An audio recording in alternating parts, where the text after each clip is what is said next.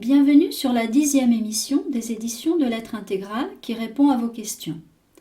N'hésitez pas à poser vos questions sur mon site www.édition-de-lettres-intégrales.com. Première question de Daphné. Comment vaincre l'échec ? Je le vis depuis des années et je n'arrive pas à en sortir. Une personne qui vit l'échec à répétition est forcément empêtrée dans des mémoires transmises par la généalogie et les vies antérieures. Il y a certainement eu des événements déclencheurs dans l'enfance qui étaient eux-mêmes provoqués par ces mémoires. Il serait nécessaire d'effacer ces mémoires. Un travail individuel de reliance à votre double éthérique risque d'être long afin de vous libérer de cette problématique. Un travail en consultation pourrait bien être utile. Connaître les causes de l'échec n'est pas toujours suffisant parce que les énergies des mémoires qui engendrent l'échec sont imprégnées au niveau mental, émotionnel et physique. En attendant peut-être de vous rencontrer, je vais tout de même vous donner les causes principales de l'échec répétitif. Il est bien souvent lié à un sentiment d'incapacité et à une dévalorisation de soi. En général, l'individu a des difficultés à s'adapter ou à s'inscrire dans son environnement. Il n'est pas suffisamment ancré, ce qui signifie qu'il ne s'accepte pas à 100% ou qu'une ou plusieurs choses n'ont pas été ou ne sont pas acceptées dans sa vie. Une situation peut se résoudre si elle est préalablement acceptée.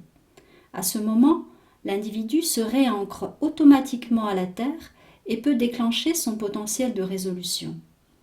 Le problème est que si le potentiel de résolution transmis par la généalogie est coupé par l'énergie d'échec, l'individu ne peut pas s'en sortir à moins d'attendre la fin du karma d'échec. C'est la raison pour laquelle la reliance à son moi réel, le travail sur les pensées, les émotions, la libération des croyances, du sentiment d'incapacité, la vérification de l'acte juste seront nécessaires pour que l'individu quitte progressivement son karma. Il faut savoir que l'échec est toujours la conséquence d'une perte de la continuité de la présence énergétique dans le corps. Il est donc important de se remettre dans la sensation de son corps lors de la reliance à son moi réel. L'échec à répétition s'inscrit dans des cycles énergétiques qui se reproduisent en boucle. Ces cycles sont le résultat d'une impossibilité de sortir d'une mémoire source qu'il est absolument nécessaire de trouver pour que l'individu s'en libère. Celle-ci est liée au temps. Soit l'individu est né trop tôt ou trop tard selon ses parents, soit son incarnation n'a pas été totalement acceptée par lui-même. L'échec est la résurgence d'une problématique de place dans la famille et dans le monde. L'individu qui vit l'échec à répétition souffre du rejet des autres à son égard ou inversement. L'échec est toujours lié à une dépendance. L'environnement ou les autres sont des freins à la réussite. L'individu devra oser se donner autant d'importance qu'il en donne aux autres pour exister devant eux. Deuxième question de Lynn. Qu'est-ce que l'involution ? L'involution correspond à toute la période où le monde astral existait, mais elle perdure encore. Au début de l'humanité, l'être humain était en accord parfait avec les circuits universels de vie. Lorsqu'il a goûté au pouvoir, il s'est coupé de sa partie cosmique et s'est mis à fonctionner du côté matière sans plus tenir compte du monde de la création. C'est à ce moment qu'il a chuté. Son âme ne pouvait plus rejoindre le monde de la création après sa mort physique parce que son taux vibratoire était bien trop bas. Il s'est engendré du karma. Au lieu de vivre dans l'amour réel, il ressentit l'amour polarisé, reposant sur le pouvoir et la soumission. Il s'est mis lui-même sous le pouvoir d'énergies contraires à la vie, dont il est devenu complètement dépendant. C'est ainsi que des entités blanches et le monde astral se sont engendrés en polarité aux énergies noires diffusées par l'humain et les astres. Les hautes entités habitèrent le Très-Haut astral. L'individu avait perdu son autonomie réelle et se soumit à ces entités devenues gardiennes du karma.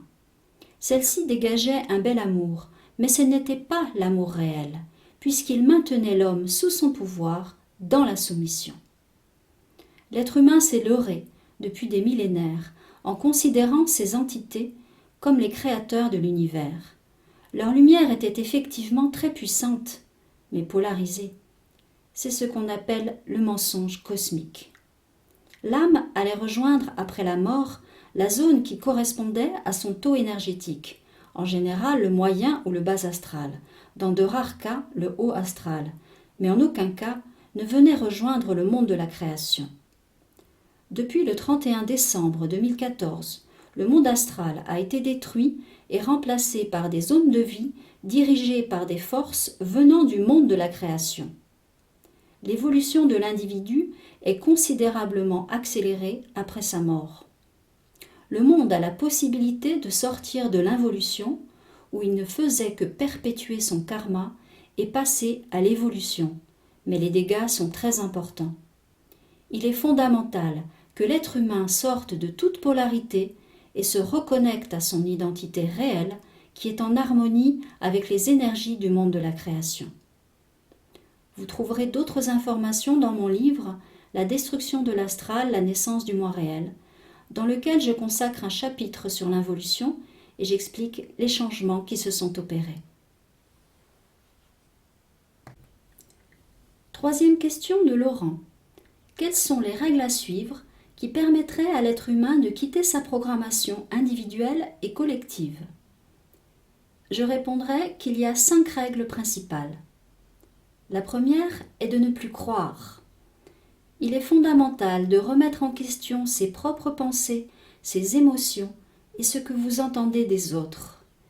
Il s'agit de se remettre dans la sensation de son corps, de mettre l'intention de faire descendre la vibration de son moi réel en soi, tout en le rayonnant partout où c'est possible, vers les autres, la terre, sa partie pure, et de la renvoyer vers le monde de la création, tout ceci pour remettre un équilibre entre tout. Et de remettre en question ce que vous avez pensé, senti ou entendu. C'est en allant chercher profondément au centre-cœur, que vous reliez au supramental, que vous trouverez peu à peu vos réponses.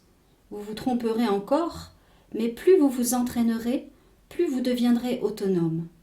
En effet, l'être humain qui s'est déconnecté de son moi réel ne fait que reproduire les pensées et les émotions de ses ancêtres et de l'inconscient collectif. La deuxième règle est de veiller à garder l'équilibre entre tout pour sortir de la polarité « je me sens supérieur, je me sens inférieur ». Je parle de cet équilibre dans la première règle. La troisième est de reconstruire tous les jours, à chaque instant, sa propre volonté reliée à son émotion pure. En effet, la volonté de l'être humain est en général reliée au mental inconscient, et si elle est connectée à l'émotion, elle est également ancestrale ou collective. Pour cela, il s'agit de mettre l'intention forte de voir son environnement et le monde en ouvrant son cœur sans la moindre référence. C'est comme cela que progressivement la connexion à son savoir réel se fait. La quatrième règle est de mettre l'intention de transmuter toute opposition intérieure en paix. Il n'est pas question de se soumettre à quelque chose qui ne convient pas, mais si vous vous opposez intérieurement, cela veut dire que vous avez capté l'énergie qui est contraire à votre bien-être. Si vous développez cette colère, vous ne ferez que renforcer ce qui vous dérange. Il s'agit donc d'accepter cette opposition, puis de la transmuter en paix intérieure pour pouvoir agir efficacement afin de changer la situation. La cinquième règle est de s'entraîner à dissocier le mensonge du réel. Ceci est relié à la première règle, mais ce que je rajouterai, c'est de développer une vigilance accrue, non seulement pour ne pas croire, mais aussi pour implanter une humilité grandissante pour ne plus juger ni soi-même, ni les situations, ni les autres. Il s'agit de constater, d'accepter d'abord les choses telles qu'elles sont pour qu'elles puissent changer.